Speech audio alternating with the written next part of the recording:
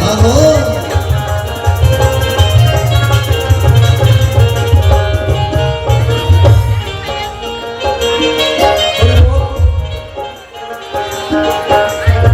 কৃষ্ণের হাতে বাঁশের বাঁশি আচ্ছা যেই বাঁশিতে রাধার মনোরাশি উদাসী তোমার কাছে ওই প্রকাশী গোপনের ইচ্ছা নাই রে প্রাণে তারে লাগে ভালো তারে কোথায় পাই রে প্রাণে তারে লাগে ভালো আবার জানেন আপনারা বিজ্ঞ শ্রোতা এক বাঁশিতে দেখা যায় মকর মাসের মাথা বলবো আমি শাস্ত্রে যথা প্রমাণ দিল তাই রে প্রাণে তারে লাগে ভালো তারে কোথায় পাই রে প্রাণে তারে লাগে ভালো হরি বল হরি বল হরি বল যে বাঁশির মধ্যে মাছের মাথা হ্যাঁ হ্যাঁ হ্যাঁ এটা সাধারণ মাছ নয়, আচ্ছা এটা মকর মাছ। আচ্ছা মকর মাছের মাথা এটা কেন জানো? কেন কি কারণ এই মাছটা কোথায় ছিল? কোথায় সত্য ত্রেতা দাপরে। আচ্ছা তাহলে সত্য নয়, ত্রেতায় নয়, দাপরে তারপরে হ্যাঁ কৃষ্ণ তাকে বাঁশির অগ্রভাগে কেন নিল কেন নিল? সত্য যুগে প্রহ্লাদ যখন বিপদে পড়ে, আচ্ছা প্রহ্লাদের বাবা কি করলো? তাকে হাতে পায়ে বেঁধে হ্যাঁ সাগরের জলে ভাসাই দিল। বেশ প্রহ্লাদ কৃষ্ণ কৃষ্ণ কৃষ্ণ বলে, কৃষ্ণ বলে এবার গঙ্গা বলছে ওরে এমন কৃষ্ণ ভক্তের সঙ্গ পেলে। সঙ্গ পেলে গঙ্গা বলছে আমার জনম ধন্য। ধন্য গঙ্গার বাহনকে জানো? গঙ্গার বাহন হচ্ছে মকর মাছ। আচ্ছা গঙ্গা মকরকে ডাক দিয়া বলে বেশ এই প্রহ্লাদ যেন না মরে চলে। বলে আবার তাকে দুই দিবি পিঠে তুলে আচ্ছা আর বাঁচাইয়ে দেওয়া চাই গো। প্রাণে যাবে লাগে ভালো তারে কোথায় পাই গো প্রাণে যাবে লাগে ভালো তাহলে সত্য যুগে হ্যাঁ প্রহ্লাদকে গঙ্গার বাহন আচ্ছা মকর মাছ। গঙ্গা বলছে মকর আমার কথা নিবি, এই কৃষ্ণ ভক্তটাকে বাঁচাবি। আচ্ছা তুই তোর পিঠে তুলে তাকে কৌশে দে কুলে, আচ্ছা সে যেন না মরে। বেশ এবার তাহলে সত্য যুগে মকর মাছ কৃষ্ণ ভক্ত প্রহ্লাদকে বাঁচাবে। অবশ্যই আর ত্রেতা যুগে হ্যাঁ ত্রেতা যুগে মেঘাসুর নামে এক অসুর, ভগবান সে অসুরকে মেরেছিল। আচ্ছা অসুরের একটা বুদ্ধি আছে, বর পেয়েছিল আমি যেন জলে মরি না, যেন মাটিতে মরি না। বাহ তাহলে জলেও মরবে না, মাটিতে মরবে না, আচ্ছা তাহলে মারবে কিভাবে?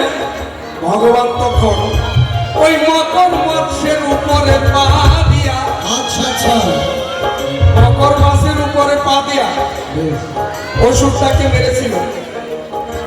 তাহলে জলেও নয়, না মাটিতেও নয়, বাড়িতেও না ওই যে মকর মাছটাই ছিল আচ্ছা সত্য যুগে যে মকর প্রহ্লাদকে বাঁচাবে।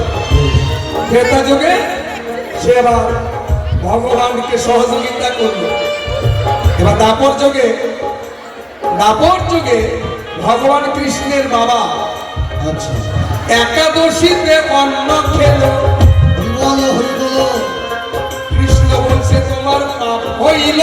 আচ্ছা বাবা একাদশীতে অন্ন গ্রহণ করা পাপ, বেশ তুমি না আমার বাপ। আচ্ছা নন্দ কয় তাহলে কেমন করে পাবো মাপ? কৃষ্ণ কয় বমি করে ফেলে দিয়ে হরি গুণগান গাও, তবে যদি মুক্তি পাও। হরি বল হরি বল এবার নন্দ মানে কৃষ্ণের বাবা বমি করতে গেল মাটিতে।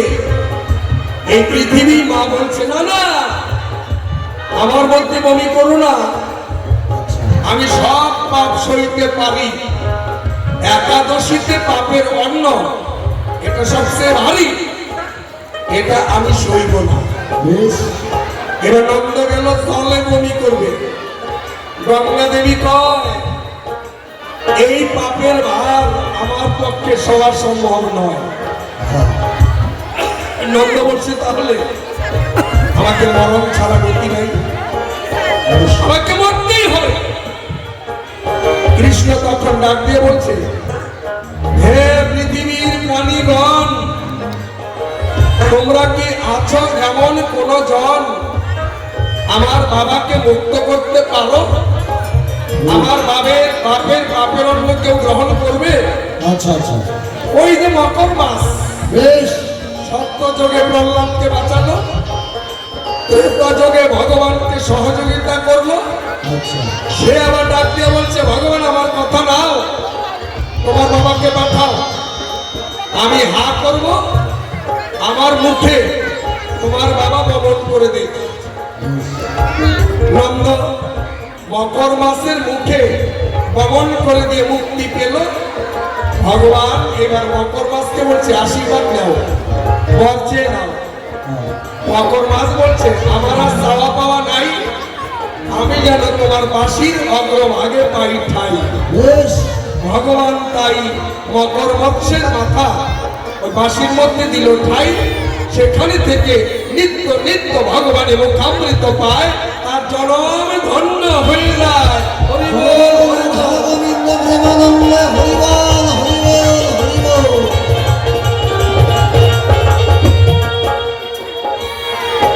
এই তো তোমার কথা ছিল, আচ্ছা আচ্ছা, আশা করি জবাব হলো, আবার আরো কি যদি বাকি রইল, গোপনের ইচ্ছা নাই গো। এই যে কোন সময় কোন বাজাও বাসি, একটু ব্যাখ্যা করো রাশি রাশি। বাসি হয় কোন প্রকার, করো একটু বিস্তার, আর তবে দিনাই রে। হরি বল, হরি বল।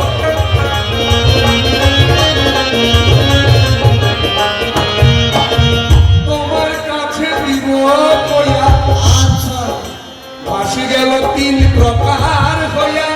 তিন প্রকারের কি নাম আছে, জিজ্ঞাসা রইল তোমার কাছে, বলো ভক্তের কাছে।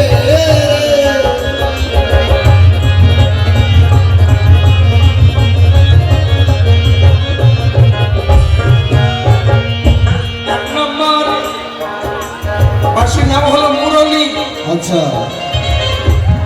মুর নামক এক দৈত্য, বেশ, মুর নামক দৈত্যকে নিধন করে হ্যাঁ, ওই মুর নামক দৈত্যের হারে যে বাঁশির সৃজন, বেশ, তার নাম হচ্ছে মুরলী।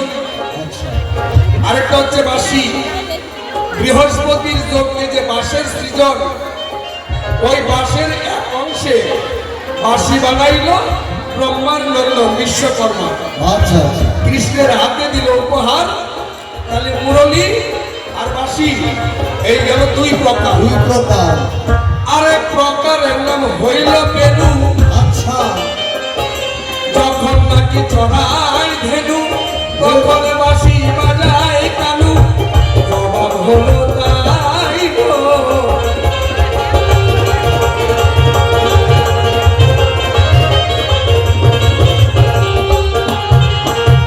করতে গোপীর মন উদাসী, আচ্ছা, মানে গোপী রাধারানীর মন উদাসী করতে বাজায় বাঁশি। আচ্ছা, আর যখন চড়ায় ধেনু, কৃষ্ণ বাজায় তখন বেনু। আচ্ছা, আর কৃষ্ণ যখন রাধার ডান পাশে দাঁড়িয়ে শোভা বৃদ্ধি করে, তখন ওই যে মুরলী ধরে। আচ্ছা, এই বাঁশি হইল তিন প্রকার। বেশ বেশ। এবার তোমার কাছে আরো কথা বলে জুড়াও প্রাণের ব্যথা। তোমার কাছে আরেক কথা। আচ্ছা, এই পৃথিবীতে যত মানুষ আছে, যত দেব দেবী আছে, আচ্ছা, কারো নাম তুমি গাও না। রাধা এমন কি কর্ম করলো, করে তুমি বাসি ধরে রাধা নাম গাও বারে বারে, ভালো মরে চুদাও মরে আমি জানতে চাই রে। এই পৃথিবীতে যত দেবদেবী নারাজ কিছু রয়েছে, হ্যাঁ, তুমি বাঁশিটা ওপরে ধরেই কেন রাধা নাম গাও? রাধা নাম ছাড়া কি তুমি কি মাকে ডাকতে পারো না, বাবাকে ডাকতে পারো না, বন্ধুকে ডাকতে পারো না, অন্য কাউকে ডাকতে পারো না? শুধু কেন রাধা রাধা রাধা বলো, ভালো করে দেখা করো, কেন তাকে বলো বলো, বুঝাও না আমায়।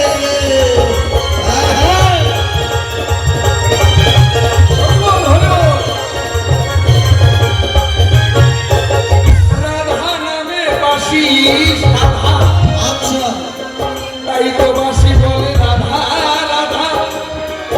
আবার মানে রাজা ফুলের বাধা, ছুটে আসে রাধাই গো। শুধু রাধা না,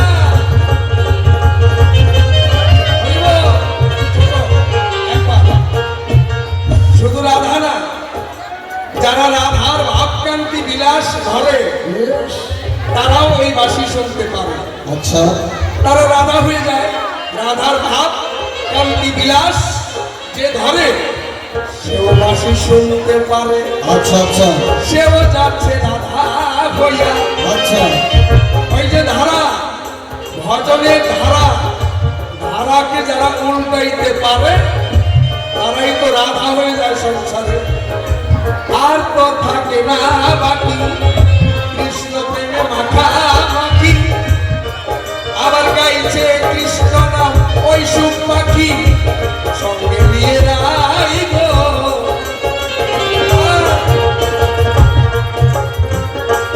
এবার শত শত ও কৃষ্ণ ধন আরেক কথা করবো শ্রবণ, পুরাও মনের লাগিছন তোমাকে জানাই রে। সবাই বলে রাধা কৃষ্ণ, তুমি যদি বিশ্ব ব্রহ্মাণ্ডের মালিক, সৃষ্টির স্রষ্টা, তাহলে কৃষ্ণ রাধা হওয়া দরকার কি? যিনি বিশ্ব ব্রহ্মাণ্ডের মালিক, আমরা তো জানি তুমি সৃষ্টির স্রষ্টা, তাহলে তোমার নাম আগে হওয়া দরকার কি? কৃষ্ণ রাধা। তাহলে কৃষ্ণ রাধা না হইয়া কেন রাধা কৃষ্ণ হলো? আমায় একটু খুলে বলো, আমায় একটু খুলে বলো, শুনিবে সবাই রে।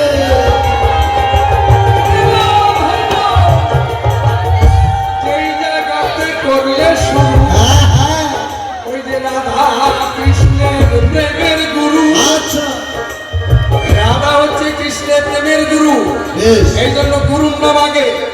আমি যখন গান গাই আমার গুরুর নাম আগে, রামচরণ গোসাই। বেশ, তাই গুরুর নাম আগে স্মরণ করে, বাহ, শিষ্যের নামটা হইল পরে। বাহ। বলে দিলাম তোমায় সবে, আর তো বাকি নাই গো। ভালো যাবে, লাগে ভালো। তোমার কাছে কৃষ্ণ কথা শুনে আমার পরাণে গেল ভরে, আমার সামনে রাধা কৃষ্ণের যুগল ধরে দেখাও না আমায় রে। অনেক দিনের আশা মরো, রাধা কৃষ্ণের যুগল করব দর্শন, দেখে মনের আশা পুরাবো, দেখাও না আমায় রে। পূরণ হবে তোমার মনের আশ। আচ্ছা, আজকে রাত্র 3টার থেকে যখন নৌকা বিলাস, আচ্ছা, ওই যে লীলা পরিবেশন করবে দীপালি মল্লিক ধীরেন দাস, আচ্ছা, তখন যাবে মিলন হইয়া গো। বেশ, একটু অপেক্ষা করো, আর কয়েক ঘন্টা পরে এখন মিলন দেওয়া যাচ্ছে না। আচ্ছা আচ্ছা আচ্ছা এখন মিলন দেওয়া যাচ্ছে না, রাত্র 3টা থেকে মিলনের আসর, তখন রাধা কৃষ্ণের হবে মিলন। আচ্ছা অন্তরে অন্তরে ভাব সর্বজন, জয় জয় রাধা গোবিন্দ প্রেমানন্দে হরি বল। একটা গান শোনাও। এই তো হরি বল, হরি বল। যোগ মায়া আর কৃষ্ণ দুইজনের দ্বন্দ্ব শেষ হলো, সবাই হরি হরি হরি বলো, হরি বলো ভাই রে। আরে হ্যাঁ, হরি বল, হরি বল, হরি বল, হরি বল, হরি বল।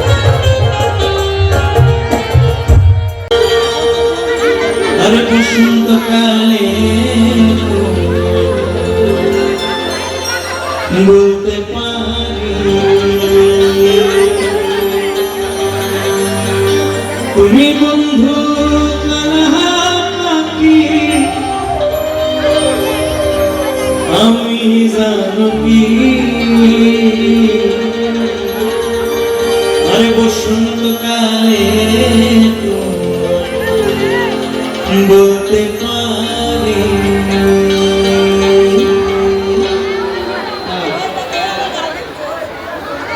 তুমি বন্ধু কালাহাকি, আমি জানো কি বসন্তকালে বলতে পারি তুমি বন্ধু কালাহাকি, আমি জানো কি বসন্তকালে বলতে পারি।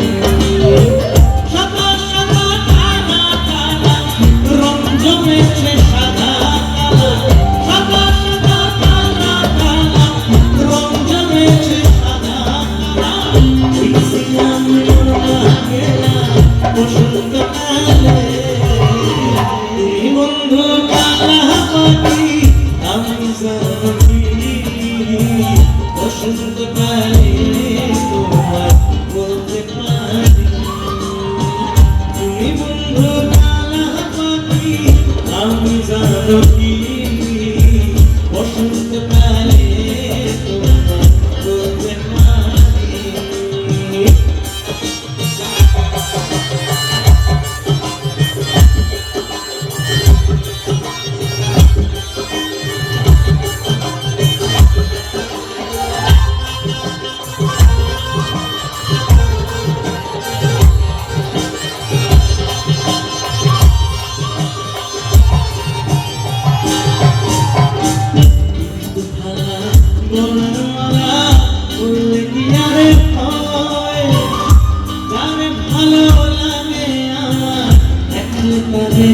চোখে নেশা হয় রে বন্ধু, চোখে নেশা হয়